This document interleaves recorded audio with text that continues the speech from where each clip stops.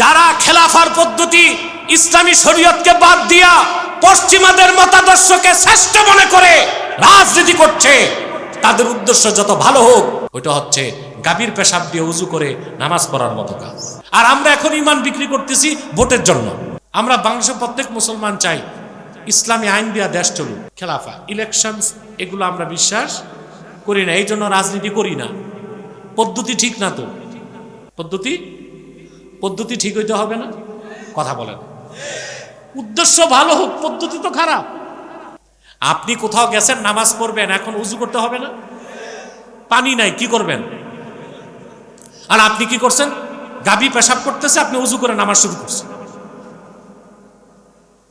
কেউ যদি বলে গাভীর পেশাব দিয়ে উজু করছেন কেন, আপনি বলতেছেন বেটা কি দিয়ে উজু করছি দেখো না, নামাজ তো পড়বো। নামাজ হবে না, ঈমান নষ্ট হবে।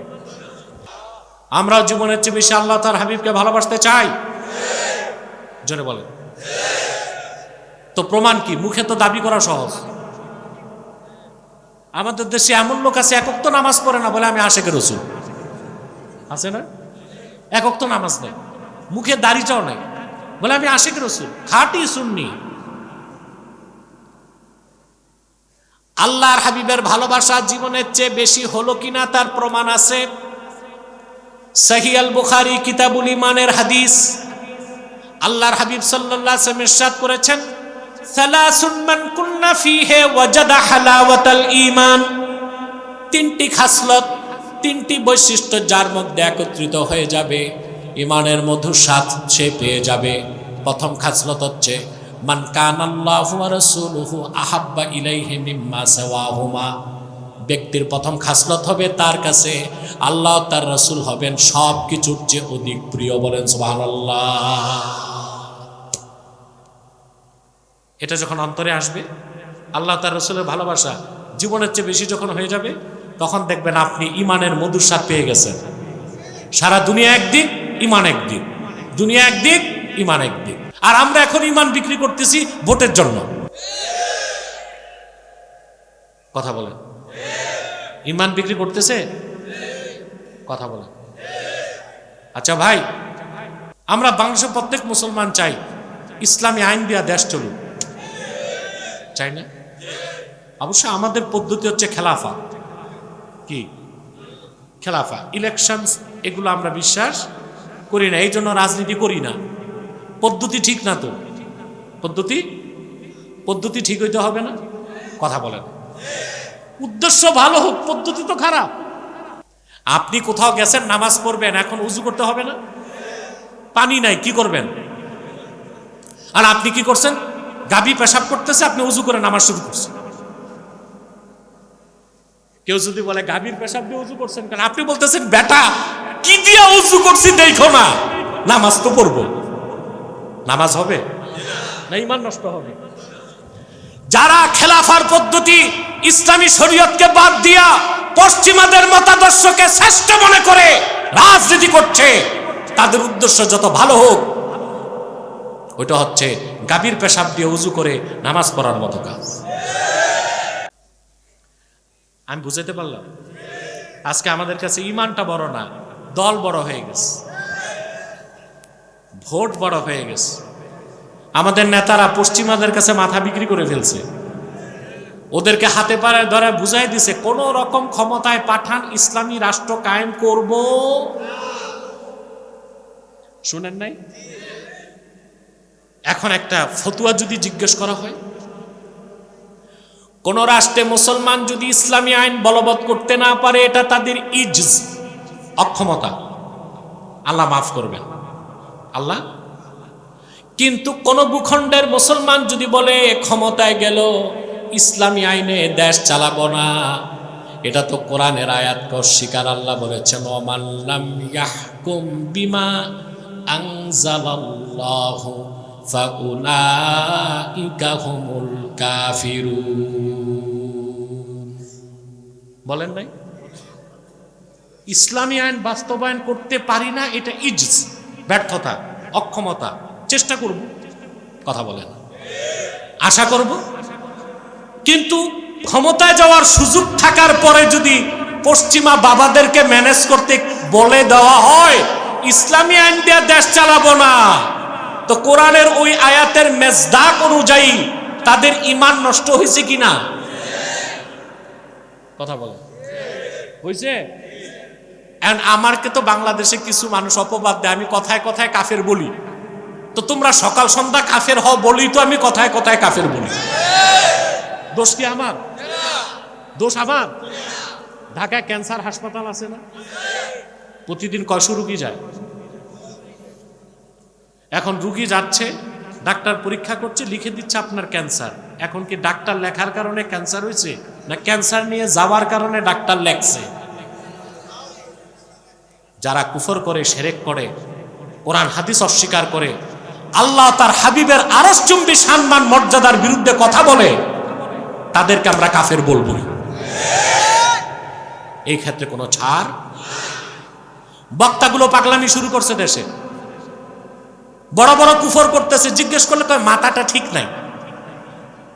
মাথাটা তবে যার মাথা ঠিক নাই সে কি স্টেজে থাকবে না হাসপাতালে? ডাক্তারের যদি মাথা ঠিক না থাকে রুগী মারা যাবে, ঠিক কিনা?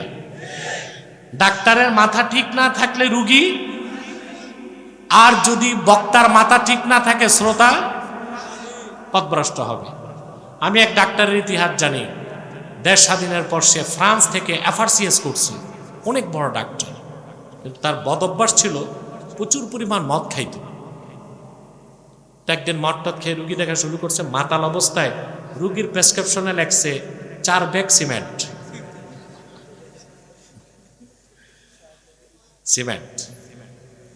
এখন রুগী তো প্রেসক্রিপশন নিয়ে যাচ্ছে দোকান, ওরা কই এই ওষুধের নাম শুনি নেই। ফিরে আসছে চেম্বারে, কম্পাউন্ডার বুঝে গেছে সারে আকামটা কই করছে, খাইয়া বসছে। তো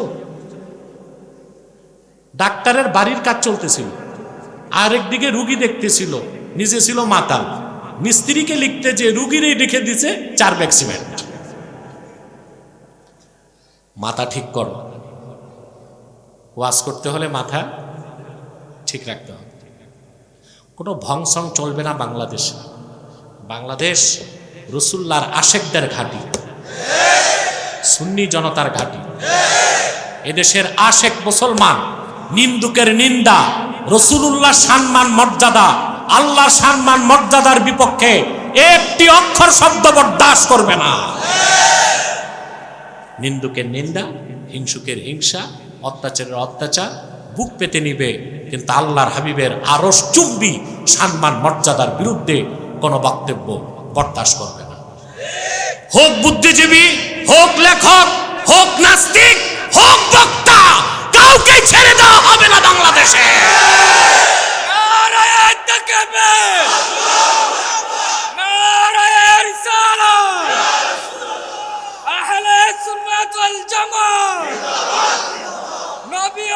দুশ্মনেরা, এনায়েতুল্লাহ আব্বাসী হুজুরের দুশ্মনেরা, আল্লাহ কবুল করুন, আল্লাহ মঞ্জুর করুন।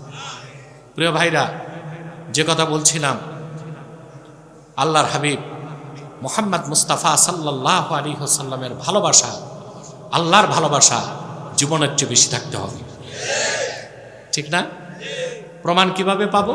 যখন আমরা দেখবো আমাদের কাছে সবচেয়ে বড় হয়ে গেছে ঈমান, তখন বুঝতে হবে আল্লাহ তার রসুলের ভালোবাসা জীবনের চেয়ে বেশি হইতে পেরেছে। সুবহানাল্লাহ। এখন আল্লাহর হাবিব মুহাম্মদ সাল্লাল্লাহু আলাইহি সাল্লামের ভালোবাসা যার অন্তরে জীবনের চেয়ে বেশি হয়ে যাবে, রসুলুল্লাহর অনুসরণের বাইরে, দিনের বাইরে সে কোনোদিন চলতে পারে না। সেজন্য আল্লাহর হাবিব বলেছেন আল্লাহর কথা, কুল ইন কুনতুম তুহিব্বুনাল্লাহা ফাত্তাবিউনি ইউহিব্বুকুমুল্লাহ।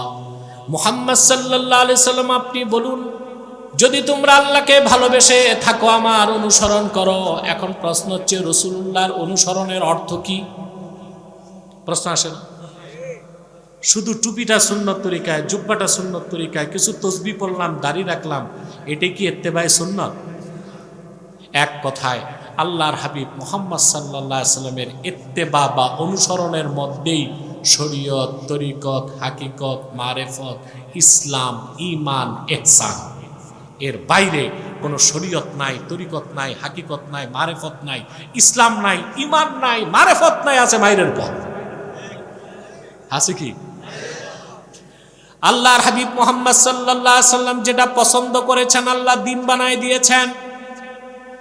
তিনি যা পছন্দ করেছেন আল্লাহ দিন থেকে বের করে দিয়েছেন। তিনি যা আদেশ করেছেন আল্লাহ ফরজ করে দিয়েছেন। তিনি যা নিষেধ করছেন আল্লাহ হারাম করে দিয়েছেন। করছেন না? বুখারী শরীফ কিতাবুল ঈমানের হাদিস, আল্লাহর হাবিব সাল্লাল্লাহু আলাইহি ওয়াসাল্লাম হিজরতের পর মদিনা মুনাওয়ারায় যাওয়ার পরে মক্কা থেকে 16 কি 17 মাস, এখানে সাক্ষ্যের রাবী আছে, 16 কি 17 মাস রাসূলুল্লাহ সাল্লাল্লাহু আলাইহি সাল্লাম বাইতুল মুকাদ্দাসের দিকে নামাজ পড়ছেন। এটা জানেন সবাই? এটা প্রথম কিবলা। আর এই বাইতুল মুকাদ্দাসে রাসূলুল্লাহ সাল্লাল্লাহু আলাইহি সাল্লাম 1 লক্ষের উপর পয়গম্বরের ইমামতি করছেন। আল্লাহর হাবিবের নূরের কদম লাগছে বলেই তো বাইতুল মুকাদ্দাস হয়েছে। আজকে মুসলমান কেন রক্ত দিচ্ছে? বাইতুল মুকাদ্দাস ছেড়ে দিলে তার ফিলিস্তিনের মানুষ জীবন দিতে হয় না? হয়। কেন ছাড়বে তারা? তারা জানে রাসূলুল্লাহর ইসরা শুরু হয়েছে কাবা থেকে, মেরাজ শুরু হয়েছে বাইতুল মুকাদ্দাস থেকে। আল্লাহ কোরআনে তাজকিরা করে বলেন, কদ নারা তাকাল্লুবা ওয়াজহিকা ফিস সামা। হাবিব বারবার আকাশের দিকে তাকান, আমি আল্লাহ তা লক্ষ্য করি। আয়াতের ভাষ্য থেকে বোঝা যায় নূর নবীজি কাবা পরিবর্তনের জন্য যতবার তাকিয়েছেন আল্লাহর দেখতে ভালো লেগেছে। আল্লাহর হাবিব সাল্লাল্লাহু আলাইহি সাল্লাম মসজিদ নববী থেকে 7 কিলোমিটার দূরে মসজিদ জুল কিবলাতাইন, 2 কিবলার মসজিদ। হাজী সাহেবরা দেখছেন, হজ করছেন, উমরা করছেন, দেখছেন না? এখনো 1500 বছর আগ থেকে 2 দিকে মেহরাব দেওয়া, 2 দিকে মেহরাব দেওয়া। আহা সুবহানাল্লাহ! ইসলামের এজাজ, আরবে ঢুকলে ইসলামের এজাজগুলো দেখা যায়। মসজিদ জুল কিবলাতাইনে ঢুকলে গায়ের পশমগুলো দাঁড়ায় যায়। আল্লাহর হাবিব আসর নামাজ পড়তেছিলেন, 2 রাকাত হয়ে গেল। নামাজের মধ্যে আল্লাহ হুকুম করলেন, ফাওয়াল্লি ওয়াজহাকা শাতরাল মসজিদিল হারাম। হাবিব, আপনার নূরের চেহারা মুবারকটা এখন থেকে কাবার দিকে ঘুরিয়ে ফেলুন। নামাজের মধ্যে আল্লাহর হাবিব সাহাবায়ে কেরামকে নিয়ে কিবলামুখী হয়ে গেলেন। রাসূলুল্লাহ যেটা মনে পছন্দ করলেন, মুখে বলেন নাই, সেটা দিন হয়ে গেছে। সুবহানাল্লাহ! কি হয়ে গেছে? তিনি যা অপছন্দ করছেন আল্লাহ দিন থেকে বের করে দিয়েছেন। তিনি বলছেন করো, ফরজ হয়ে গেছে। তিনি বলছেন করো না, হারাম হয়ে গেছে। এটাই তো রাসূলুল্লাহর ইত্তেবা। রাসূলুল্লাহর ইত্তেবার বাইরে কোনো ঈমান নাই, ইসলাম নাই, শরীয়ত নাই, তরিকত নাই, হাকিকত নাই, মারেফত নাই, কিচ্ছু নাই। আছে? ইত্তেবায়ে রাসূল বুঝতে হবে, না বুঝলে তো আপনার ঈমানই পরিপূর্ণ হবে না। কথা বুঝতেছেন? তাহলে ইত্তেবায়ে রাসূলের অর্থ হচ্ছে আল্লাহর আখিরি নবী মুহাম্মদ মুস্তাফা সাল্লাল্লাহু আলাইহি ওয়াসাল্লাম আল্লাহর পক্ষ থেকে যে দ্বীন এনেছেন 1500 বছর আগে, সেই দ্বীনকে পুরাপুরি বিশ্বাস করতে হবে। রাসূলুল্লাহ যে শরীয়ত রেখে গেছেন তার অনুসরণ করতে হবে। জীবনের সকল ক্ষেত্রে ওনার সুন্নাহের অনুসরণ করতে হবে। এটাকেই বলা হয় ইত্তেবায়ে রাসূল। কথা বলেন, এটা কি বলা হয়? রাসূলুল্লাহ যে ইসলাম এনেছেন এটার কোনো ভার্সন আছে, প্যাটার্ন আছে? এখন কিছু বুদ্ধিজীবী বের হয়েছে বাংলাদেশে, এরা মানুষকে ধোঁকা দিচ্ছে, বলে ইসলামের ভার্সন আছে, পলিটিক্যাল ইসলাম, রেডিক্যাল ইসলাম, সুফিবাদী ইসলাম। না, ইসলামের কোনো ভার্সন নাই।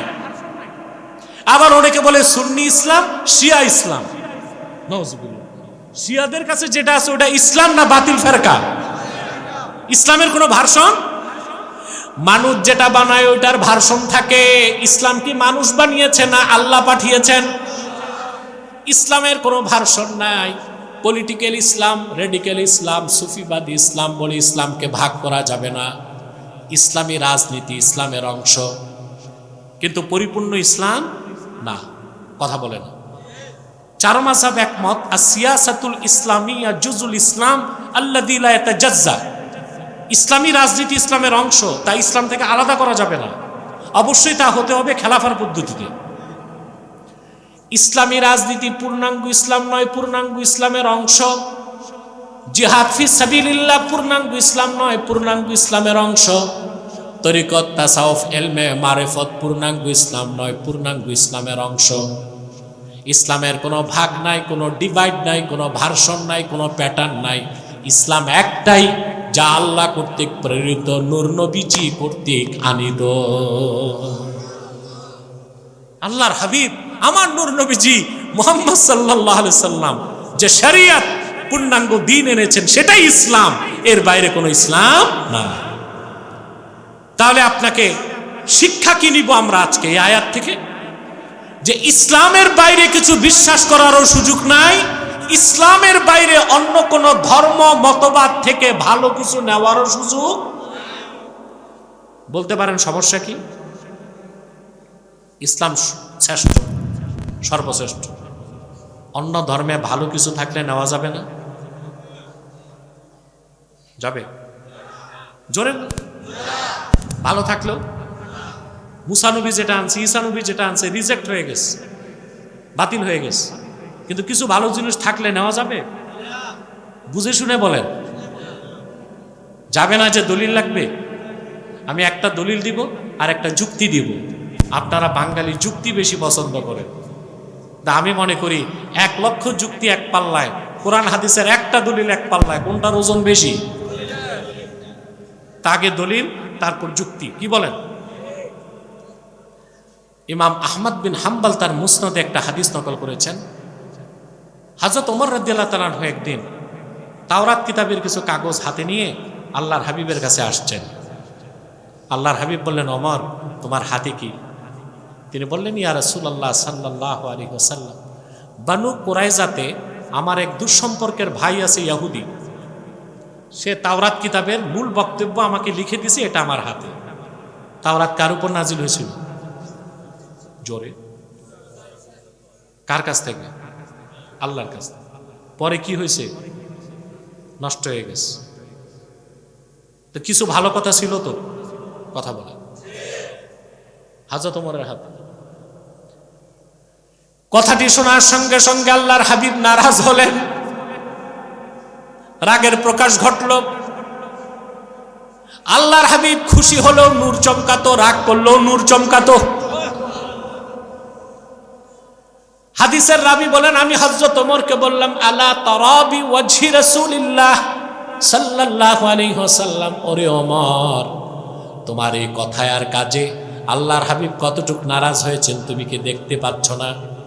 হযরত ওমর বুঝতে পেরে সঙ্গে সঙ্গে আল্লাহর হাবিবের সামনে হাঁটু গেড়ে বসে গেলেন আর পড়তে লাগলেন, রাদিতু বিল্লাহি রাব্বা ওয়া বিল ইসলামি দীনা ওয়া বি মুহাম্মাদিন সাল্লাল্লাহু আলাইহি ওয়াসাল্লাম রাসূলা। আল্লাহর হাবিবের রাগ কমে গেল। তারপর আল্লাহর হাবিব সাল্লাল্লাহু আলাইহি সাল্লাম একটা কথা বললেন, শুনতেছেন? মনে রাখবেন। আল্লাহর হাবিব বললেন, শোনো তোমরা, লাউ আসবাহা ফীকুম মূসা আলাইহিস সালাম সুম্মা ইত্তাবা'তুমুহু ওয়া তারাকতুমুনি লাদালালতুম।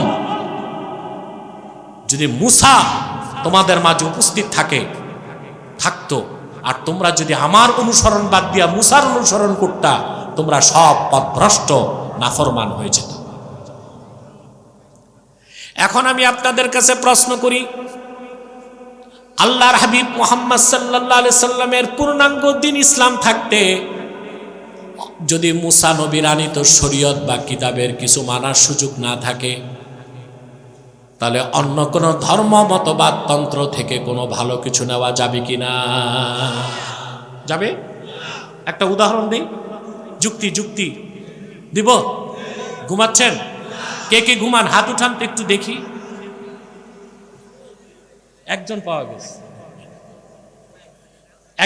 গেছে, ঘুমাইলে হাত তুলছে কি করে? এটা আসলে ওই যে হুজুগে বাঙালি না বুঝে বাঙালি। হুজুগে বাঙালি না, না বুঝে বাঙালি। আপনার ওষুধ খান, কথা বলেন। বাংলাদেশে শুধু চাল ডালে ভেজাল না, ওষুধও ভেজাল। চাল ডাল ভেজাল খাইলে তো রক্ষা আছে, ওষুধ ভেজাল খাইলে। এই যে আমাদের দেশে মানুষের কিডনি বাতিল হচ্ছে, লিভার বাতিল হচ্ছে, সব হচ্ছে ভেজাল ওষুধের কারণে। বাংলাদেশ দুইটা খাতে খুব পিছায় আছে, একটা হচ্ছে শিক্ষা খাত, আরেকটা হচ্ছে চিকিৎসা খাত, ঠিক না? আমাদের শিক্ষা খাতে কি আছে ভাই? এই যে যারা পড়াশোনা করতেছে স্কুল কলেজে, মাদ্রাসা বা স্কুল কলেজে যারা পড়াশোনা করতেছে, এরা ভালো বিজ্ঞানী হয়েছে দেখছেন? বলেন তো বাংলাদেশে একজন বিজ্ঞানীর নাম? 100 বছরে কোন বিজ্ঞানী পাইছে বাংলাদেশ? আবার স্কুল কলেজে পড়ে আল্লাহ আল্লাহ বুজুর্গ কেউ বের হয়েছে পাইছে? ব্যতিক্রম শেখ বুরহানুদ্দিন ওয়েসি রহমতুল্লাহ, ওটা ব্যতিক্রম। ওটা তো আরেক আল্লাহ আল্লাহ বুজুর্গের সোহবতে হয়েছে, সতুরা এম.এ খালেক সাহেব রহমতুল্লাহ।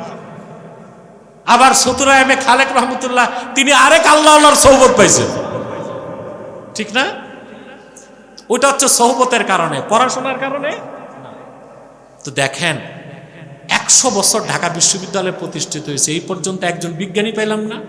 আর বিশ্ববিদ্যালয়ে পড়ছে, সোহবত ছাড়া অলি হয়েছে এমন একজন, কথা বলে না। আখেরাত পাইছি না দুনিয়া পাইছি? পৃথিবীর মানুষ শুরু করছে নৌকা দিয়া, এখন বানায় সাবমেরিন। আর আমরা বাঙালি নৌকাতে শ্যালো মেশিন ফিট করে ট্রলার বানাইছি, ঠিক না? রিক্সা বাংলাদেশের জাতীয় বাহন কি? না, এটা সরকার ঘোষণা করে না, আমি বলতেছি রিক্সা।